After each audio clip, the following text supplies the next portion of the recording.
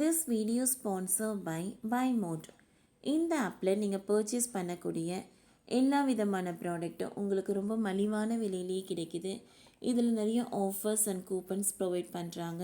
So இதோட link உங்களுக்கு டிஸ்கிரிப்ஷனில் கொடுக்குறேன், யூஸ் பண்ணி பாருங்கள். மாரடைப்பால் செத்து பிழைத்த நபர். வேலைக்கு போகணும், எழுந்தவுடன் சொன்ன வார்த்தை இருக்கே. சீனாவை சேர்ந்த 40 வயது மதிக்கத்தக்க நபர் ஒருவருக்கு வேலைக்கு செல்லும் போது திடீரென மாரடைப்பு ஏற்பட்டுள்ளது. அவரை கஷ்டப்பட்டு போராடி மருத்துவர்கள் மீட்டனர்.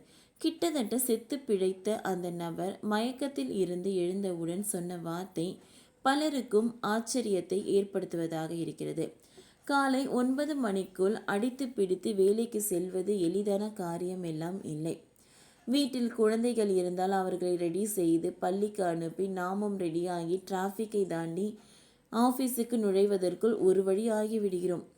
இதன் காரணமாகவே காலை ஆஃபீஸுக்கு செல்லும் வரை அனைவருக்கும் ப்ரெஷர் உச்சத்தில் இருக்கும்.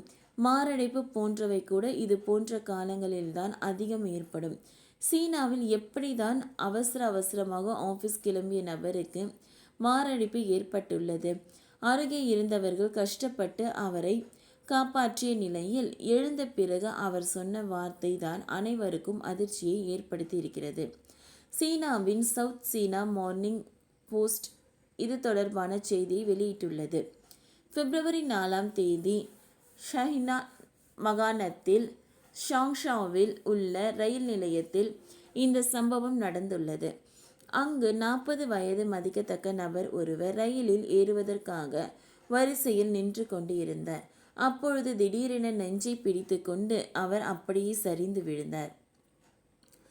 இதனால் அருகே உள்ளவர்கள் பதறி அடித்து கொண்டு அவரை காப்பாற்றினர். ரயில் நிலைய ஊழியர்களும் மருத்துவர்களும் உடனடியாக அவரை மீட்டு சிகிச்சை அளித்தனர்.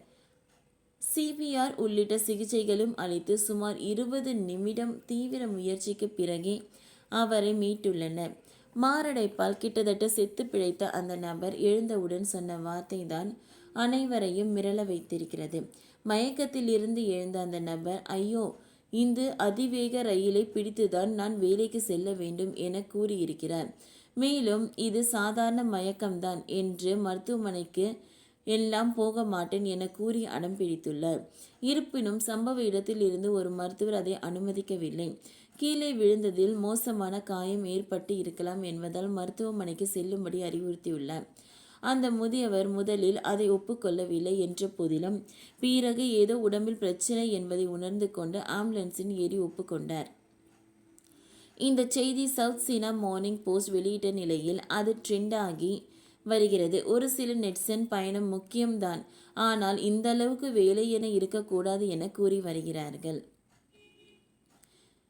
கடந்த சில தலைமுறைகளாகவே வேகமாக வளர்ந்து வந்த சீனா பொருளாதாரம் இப்பொழுது சிக்கலை எதிர்கொண்டுள்ளது. அங்கு பொருளாதார வளர்ச்சி குறைந்துள்ள நிலையில் வேலையின்மை அதிகரித்து வருகிறது. அங்கு 16 முதல் 24 வயதாகவர்கள் சுமார் 16 முதல் 17% மக்கள் வேலை இல்லாமல் இருப்பதாக கூறப்படுகிறது. ஓகே ஃப்ரெண்ட்ஸ், இந்த வீடியோ உங்களுக்கு யூஸ்ஃபுல்லாக இருந்தால் லைக் பண்ணுங்கள், ஷேர் பண்ணுங்கள், சப்ஸ்கிரைப் பண்ணுங்கள். தேங்க்யூ.